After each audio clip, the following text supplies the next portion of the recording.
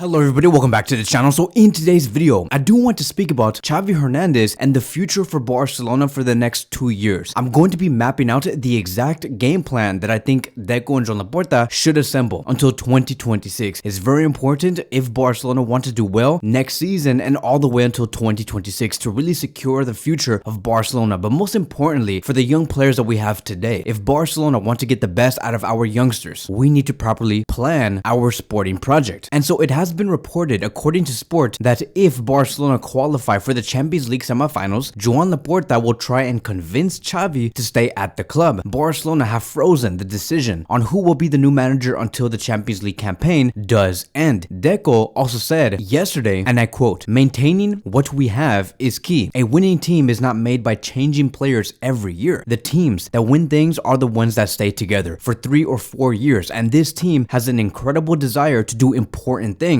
And when you have people of this human level and this ability, you have to take care of them. I'm very happy. And the idea is to not sell players, but to sign 1 or 2. That is what we are going to be trying in the summer." So I'm assuming that Barcelona are going to make Xavi stay, and I'm assuming that the plan is going to work for Xavi Hernandez to have continuity. There is no reason for us to be restarting this project in the summer. Yes, like I have said, and I'm going to continue to say this, I do fancy the moves of Hansi Flick or De Zerbi. I'm a big fan of these two coaches, and I hope that if they come to Barcelona, they do very well, and I will fully support them. But at the end of the day, Xavi Hernandez is pure Barcelona. Xavi Hernandez does care about Barcelona more than any other coach at the end of the day, because he is pure culé, born and raised at Barcelona. And so I do believe that if Barcelona want to take the safer route for the next 2 or 3 years, the better route is to go with Xavi, right? To have a better transition is to continue with the current coach and give him another 2 years. After this season is over, take him until the summer of 2026. Give him more 2 seasons to lay out his project, because this was Joan Laporta's original plan. It was what he offered to Xavi to stay here until 2026. So why not give him the opportunity? Because I do think that by the time we go into the summer of 2026, then Barcelona will have an easier time to transition to a brand new coach. And I do assume that maybe if Laporta does get re-elected by that time, because that is when his campaign does end with the club, I'm assuming that they're probably going to go for Pep Guardiola, because Pep Guardiola's contract with Man City ends in 2025. I'm assuming that he is also going to be taking 1 year off until the summer of 2026. And so I do think that by that time in 2026, Joan Laporta will go for Pep Guardiola. And that's perfect, because I do think that if Barcelona can do the right moves, bring in the correct players, nurture the current players that we have, Pep Guardiola would really favor going to this club after exiting 14 years ago. And so Barcelona by 2026 need to be financially ready. They need to be sportingly ready to introduce the comeback of Pep. And in the meantime, we stay with Xavi Hernandez. And so let's talk about what we could do for these next 2 seasons and what type of players we should bring in that can give us impact today and the post Laporta Deco Xavi era. So I do think that in the summer, just like Deco said, we should be signing 2 players. I don't know if he really means what he said by saying that we're not going to be letting go of no players, we're just going to be adding new players. I have no idea if that's true or not, because Deco does not work in the financial department. Maybe he's just saying these things to have brighter spirits, but we'll see. But if that's really the case, and if Barcelona want to take their next season seriously, and they really want to back Xavi Hernandez, I do think that the 2 players the club should go for is Zubimendi and Nico Williams. The reason why I choose these 2 players especially is because, first of all, they're both Spaniard, and Xavi Hernandez does need players where he feels like those players do back him and they trust him. Because I remember earlier this year, Xavi Hernandez was saying to the players, he's like, "Hey, look, if you guys don't trust me, if you guys don't want to play for me, I will leave immediately." And so I do think that Laporta and Deco can do Xavi a favor by bringing Zubimendi and Nico Williams, the same nationality of Xavi, to reinforce the squad. Now I know that these 2 players are not the best central defensive midfielders or the best left wingers in the world. They're great players, but not the best ones. But I strongly believe that Zubimendi and Nico Williams can complete the squad, and those should be the only 2 signings Barcelona should make in the summer. Anything else has to be taken care of by La Masia. And so just imagine, right? I do think that Nico Williams would have a very fun time going to Barcelona, because he knows the Barcelona players very well. Like, for example, Lamine Yamal, you can see in these pictures here, they're very good friends. I'm sure that they had conversations about potentially playing together in club football one day. And so can you imagine Lamine Yamal on the right with Nico Williams on the left? You're going to be having the pace, the 1v1s, the speed from Nico Williams. Also imagine the switch and play that we can do, very similar to what Real Madrid do with Vinicius. You make one big, fast, long ball across the pitch with Nico Williams receiving the ball, attacking those open spaces, and going on the counter. It makes Barcelona much faster. roster. So Nico Williams currently has 29 matches under his belt, 6 goals and 13 assists. There is no player right now in Barcelona that even comes close to the amount of assists that Nico Williams does have. Lewandowski is the closest one, and he has 8 assists, almost more than double. And so yes, Nico Williams did just sign an extension until 2027, but his transfer fee still remains the same, which is around 50 to 60 million euros. He's 21 years old. I do think that this is a great price for someone who is projected to be one of the best left wingers in the world, and we're only going to be growing this player. Let me tell you, if Barcelona even have the idea on going for Nico Williams, they gotta do it like fast, like immediately, and lock down a certain deal, because the moment Nico Williams showcases his true level in the Euros this summer, because he's gonna be playing with Lamine Yamal, Morata, and all those other players, Athletic Club is going to be having the right to say, hey look, he did so well in the Euros. He's a high quality world-class player. We're gonna be adding another 15 to 20 million euros on top of the transfer fee, and we don't want that, which is why it's important for Barcelona to lock down a deal before the Euros do start. Now, there has been like some stories about Nico Williams trying to move away from Spain, which is why that we have been hearing that he prefers to move away and go to England rather than just go to FC Barcelona. Like, there was like this abuse going on coming from the Bilbao fans against Nico Williams, and he even had to shut down his social media because of it. So I don't know how he thinks about Spain and continuing to play in Spain, but let me tell you one thing. I hope that when he has this idea of potentially going to Barcelona, I want him to know that he'll be protected, loved by the fans, and supported to become even better as a player. As for Zubimendi will cost around 60 million euros, very similar to Nico Williams. He's 25 years old. He's around that age of Kylian Mbappe, and it does remind me of the situation of Kylian Mbappe, because Mbappe has not left Paris for one reason. It's because he loves Paris and they have raised him there. He loves his country, and I understand that. Very similar to Zubimendi. Zubimendi does not want to leave his current club because they raised him there. So they're both in the exact same predicaments, and everybody has been saying the moment Kylian Mbappe moves to a higher club, he will explode and truly become the best version of himself. The same thing could be said with Zubimendi. The moment Zubimendi goes to a different higher club like Barcelona or wherever he wants to go, Arsenal, Man City, but the moment he takes that extra step, he will explode, and I want him to explode at Barcelona because we need that. I was looking to see what Zubimendi would bring to the club as a replacement for Andreas Christensen, and as you can see in these comparisons here, you can very well see that Zubimendi plays very similar to Christensen. Now, what's very interesting is that even though Christensen is a true center back, Zubimendi actually beats him in defensive actions, and that, my friends, is exactly what we do need. So he would be the perfect replacement and better suitor as a pivot with Frankie de Jong. If Frankie does get injured for whatever reason, like what we saw 3 weeks ago, that's fine. We can have Christensen and Zubimendi as our double pivot. Barcelona would be properly protected, and that's amazing. So in total, if Barcelona want to go for these two players, it will be 110 million euros in fees. Again, I don't know how Barcelona is going to afford this. We do not know their financial situation. The only thing that we know is that Javier Tebas and La Liga are going to be saying, hey look, yes, we know that you have this money, but we're still going to restrict you only because we can, because we lay down these regulations, and that's it. Now, here's the thing. There's a reason why I always say we should sell Marcos Alonso, Sergio Roberto, even though they're going to be leaving for free. I'm saying that because we also have to remember that their salaries are pretty high for what they give. And if you look at the salaries of Zubimendi and Nico Williams, Zubimendi cost 3 million euros a year. Nico Williams has just been raised to a salary of 10.4 million euros a year. In total, Barcelona would have to take in 13 million euros a year in salary. Letting go of Alonso, Sergio Roberto, and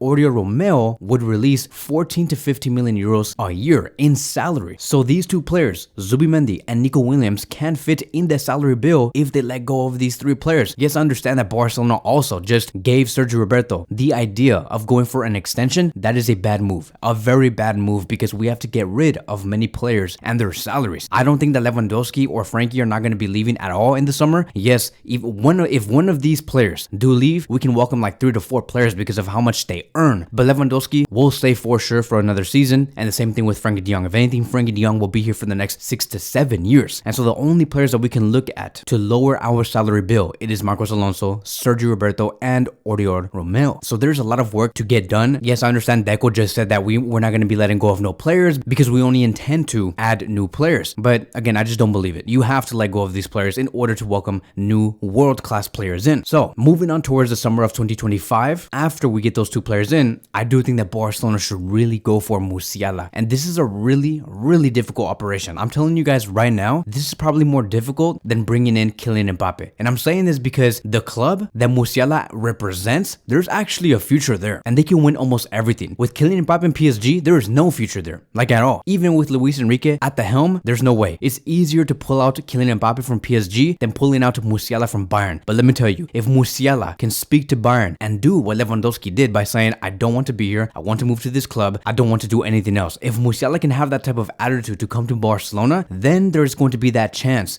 of Barcelona achieving this operation. Also keep in mind that by the summer of 2025, we are going to be assembling the Super League, which is a guarantee of 320 million euros by the time it does start. A guarantee from the very beginning, and that's very important. Also keep in mind, we will also have Spotify Camp Nou, which is going to be another source of big revenue because we're going to be welcoming 110,000 fans per match. Also with the sale of important players by that time, like maybe for example Gundogan, Lewandowski, we'll see what happens by that summer. But I'm assuming that if Barcelona want to pull off Musiala, a youngster who's only going to be 22 or 23 years old, you're going to have to bring in all the income and sell all the players. Bringing in Musiala would just explode this team to its maximum potential. Can you imagine Musiala, Pedri, Xavi, Frankie, and Zubimendi in our midfield? We would be so set, so set. You can even add Christensen as our third or fourth choice pivot. And that, my friends, is amazing. And I hope that Joan Laporta and Deco can achieve such a signing. And so in the end, I want our midfield options to be Xavi, Pedri, Frankie, Musiala, Zubimendi, and Christensen, with our attacking options being Vitor Roque, Marc Gui, Lamine Yamal, Rafinha, Nico Williams, and Ferran Torres. Not a lot of changes, to be honest. I still think that Ferran Torres has a great future. Same thing with Rafinha. I still expect him to stay. And I do believe that by the time we go into that summer of 2025, Vitor Roque would be on his A game. The only inclusion we are going to be having is Nico Williams. As for our defensive options, I do expect to see Balde, Cancelo to also be there, Cubarsí, Araujo, Koundé, Faye from Barcelona Athletic, and Hector Fort, with maybe Julian Araujo also being there. Again, not a lot of changes. The real changes is going to be in the midfield. And so as you can see in these two lineups here, this is probably what Xavi Hernandez could assemble by that time in 2025. You can have Vitor Roque, the striker, Lamine Yamal, right winger, Nico Williams, left winger, Musiala, the attacking midfielder, with Frankie and Zubimendi as our double pivot, with our backline being Koundé, Cubarsí, Araujo, and Cancelo. It's a very strong team that can bring Xavi Hernandez trophies. The other lineup is Vitor Roque, Lamine Yamal, and Musiala as a left winger. Musiala can definitely play in those areas. It would be very dangerous. And then our midfield can be very Spaniard, I would say. I do believe that this is also going to be the midfield that will represent Spain in the future, with Pedri, Xavi, and Zubimendi. So it's a simple 4-3-3, with our backline once again being Cubarsí, Araujo, Koundé, and Balde. It's very exciting because it makes Barcelona very dynamic, very unpredictable, and you can do just so much in terms of having Pedri, Xavi, and Musiala in the midfield. And I have seen Musiala's game. Musiala does like to sometimes go out wide. That would invite Alejandro Balde to make those runs inside. So they would be the perfect combination on the left wing. And then by the time we do finish that season, which is the 2025-2026 season, in the summer, we can finally say goodbye to Xavi. And hopefully by that time, Xavi Hernandez has won multiple trophies with these new included players. And we invite Pep Guardiola. Because here's the thing, right? Barcelona cannot just pull any coach. They can't do that. Because if a club is financially disabled and there's players being injured left and right, and you don't have the best players in the world, you're not going to be very attractive to the coaches. Pep Guardiola does not and would have never gotten to the team that was assembled back in 2021. Xavi Hernandez did Barcelona a very big favor, and I hope you guys do remember that. Pep Guardiola, seeing this team with Zubimendi, Musiala, Pedri, Xavi, Vitor Roque, Lamine Yamal, Koundé, Cubarsí, Guardiola's going to be like, I can dream. I would really like to take care of this team because they're all young. By that time, they're all still going to be under the age of 24 years old. Pep Guardiola can come in and say, I want to be here for the next 4 to 5 years, and we're going to build something special here. And then now, in our perspective, we're going to be set for the next 9 years. And so I hope that Laporta does see this vision. Of course, it's going to be difficult. Like, I know that it does seem very fantasy. It does seem like I'm playing FIFA career mode. But if you want to be competitive, you have to make sacrifices. And I do think that this is the most realistic way we can approach it. And so that is it. That is going to be wrapping up today's video. Thank you guys so much for watching, and I will see you guys in the next one.